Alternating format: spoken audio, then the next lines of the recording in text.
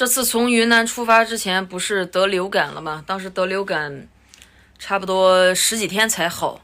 好了之后，我咳嗽咳了到现在快2个月了，就是一直咳。他就是晚上有时候会咳，话说多了也会咳。今天准备去医院拍个片子，我担心时间长了的话，肺会不会有问题？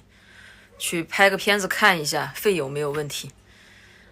带你们看一下俄罗斯的医院哈。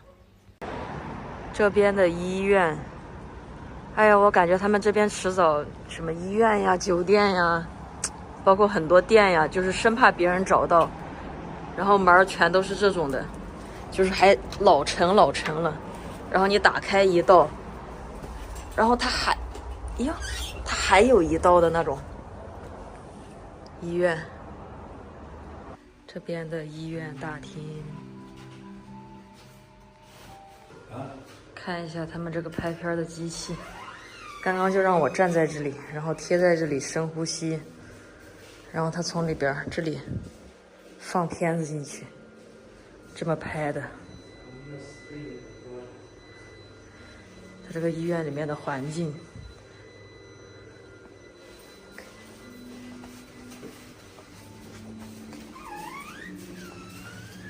弯弯绕绕，而且还是在这里应该算是负1层。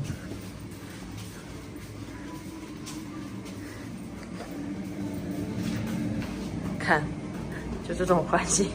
还是小心碰到头啊，还得小心碰到头。我都感觉像是贩卖器官的地方。还在楼下，你看那犄角旮旯的这种感觉。这个结果出来了，一张纸，然后看的还看不清楚。拍片的那个说我咳嗽的问题应该是肺上的问题，但是呢，具体什么问题要让大夫看，但是呢，大夫又不在。有张光盘，然后这个是拍片的那个大夫给的结论啊，但是这也看不懂。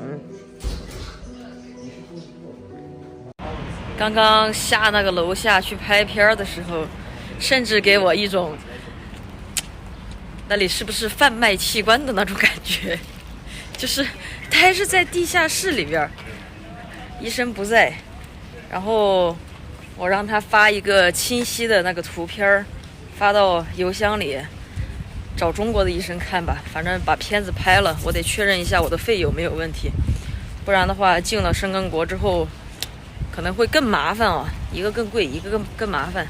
在这边看一下，心里边好踏实一点。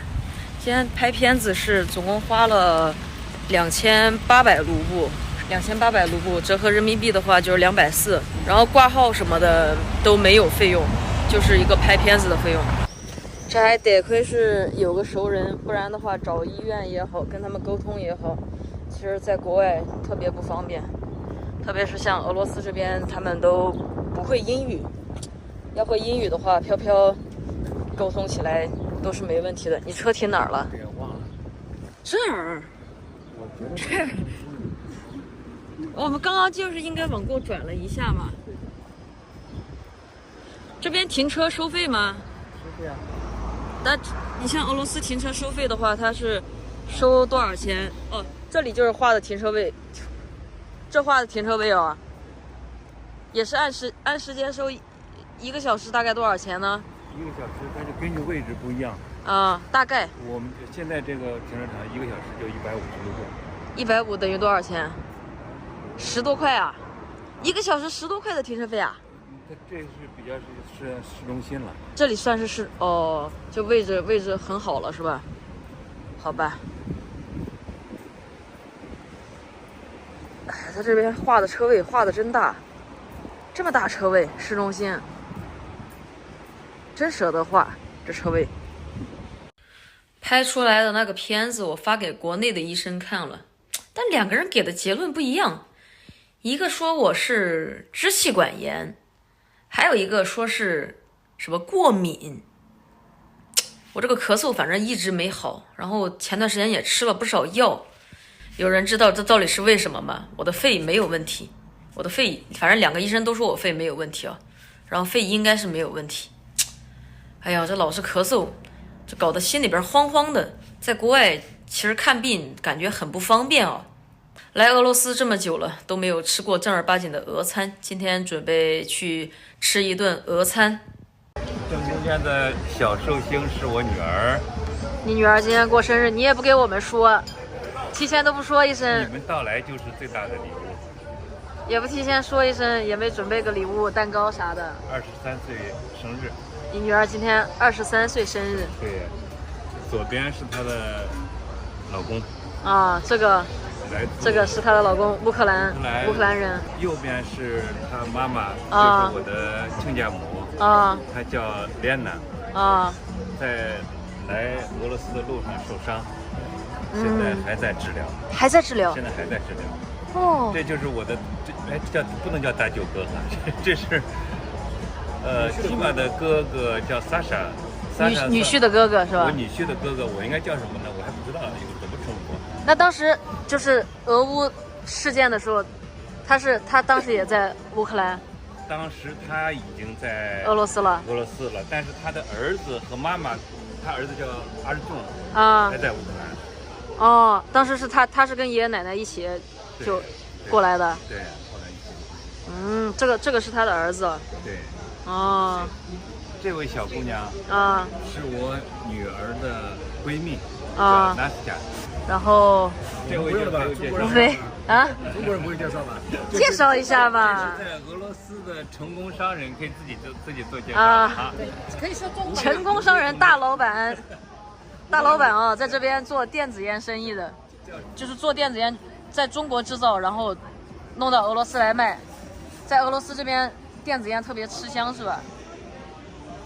然后这个也是在俄罗斯的中国商人，他主要是把俄罗斯的一些产品带回国。就这样 ，Hello， 今天大家在一起吃饭。看着图片点了一大堆，这会儿上的差不多了。这个是我点的鱼，好像是多宝鱼啊。这个是俄罗斯的红菜汤，很出名这个。然后饺子，那个饼居然这么大，太大了，好大一个饼。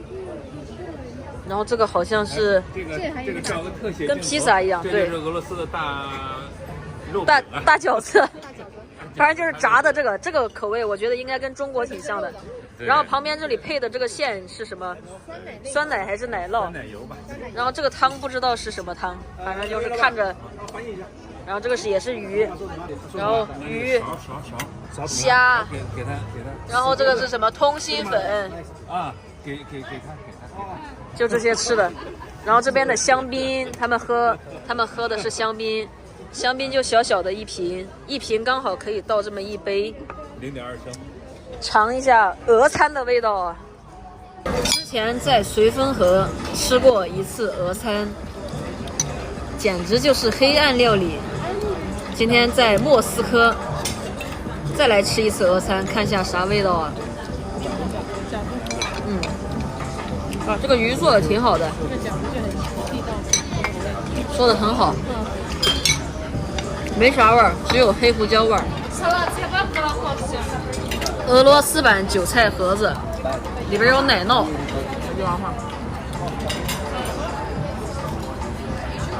吃起来味道，这个里面也是有奶酪的，十分独特。又是韭菜味儿，又是炸饼味儿，又是奶酪味儿。来，这个是沙拉是吧？应该没去吧？没去，记得应该就没去。夏天。这个红菜汤。不过我在这边待了还挺久。我21年底就来了。这个味道很好。21年底，对。这个味道很好。3年是吧？对。这个也是跟油饼一样，但是看起来里面也是有奶酪啊。那你看这，主要还是以电子烟为主的。也是。目前对奶酪。你尝过在哪？吃起来有点像披萨。在市场里面是吧？这顿俄餐整体吃下来，这个鱼的味道不错，比较清淡。然后这个红菜汤的味道不错，其他的有奶酪我吃不太惯。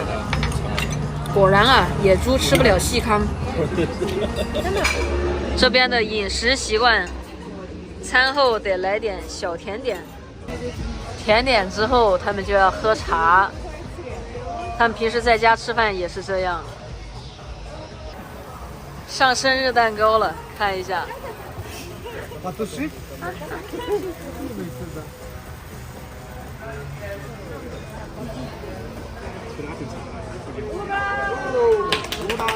乌拉，那这个时候说乌拉什么意思？就没事就是反正就是庆祝的意思。庆祝对。刚刚进来的时候忘了拍餐厅的环境，这会儿是11点钟了，给你们看一下这个餐厅的环境哈。11点多了，那会儿来的时候全部爆满。这个餐厅的位置非常好，然后环境也很好。餐厅的位置在这里，那里就是克里姆林宫总统府。我们12个人这顿俄餐总共是吃了24000卢布，折合人民币的话大概是2000块钱左右。克里姆林宫直线距离几百米的餐厅，而且是很高档的餐厅，你们觉得这个价格算不算贵？12个人2000块钱。好了，今天的视频分享就到这里了，明天准备离开俄罗斯了。